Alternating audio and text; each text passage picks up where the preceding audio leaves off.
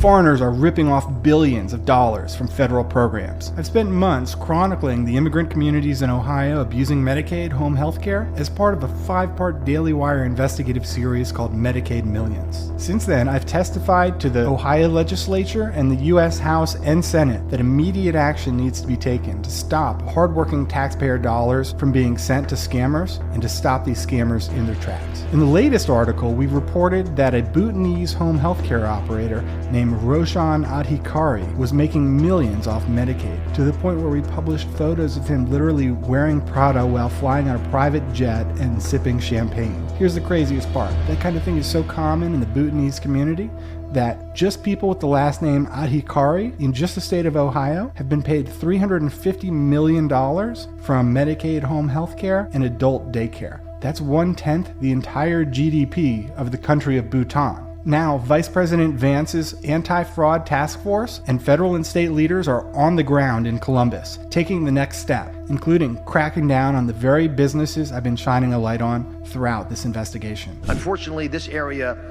around Columbus is responsible in Franklin County for 1/3 of all of the $1.5 billion spent on home health care in Ohio. Think about that.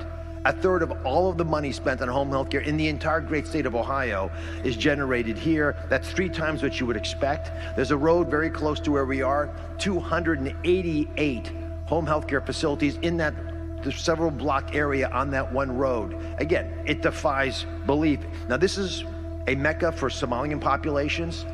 It's a hub for the Nepalese and Bhutanese populations. The state of Ohio, and I want to applaud the Medicaid office here, they will be announcing at 1 o'clock, and please pay attention to that important announcement, that they are suspending 49 home health care providers who have been identified as high risk to the Medicaid program. These people have billed millions of dollars to take advantage of our most vulnerable, and if you're willing to steal from folks who are down and having a difficult time, you'll not just steal their money, you'll steal their health, you'll steal their lives, and we're seeing that.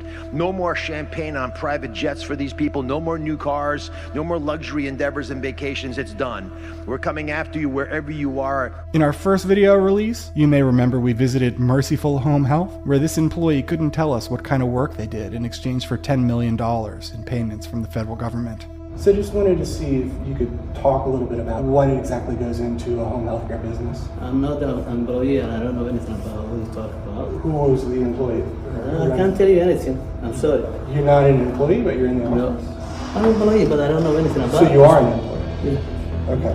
So what do you do for the $10 million then? You don't know? Well, thanks to Vice President Vance's anti-fraud task force, Merciful Home Health, and nearly 50 other Columbus area providers, most of them in the businesses highlighted in our series in which I visited, are cut off. The walls are closing in around them as investigators, charges, and prosecutions increase. Not one more dollar of your hard-earned money should go to bad actors taking advantage of a broken government benefits program. Stay tuned as our work continues. And remember, none of this exhaustive research and on-the-ground reporting would be possible without the support of our Daily Wire audience. So please visit dailywire.com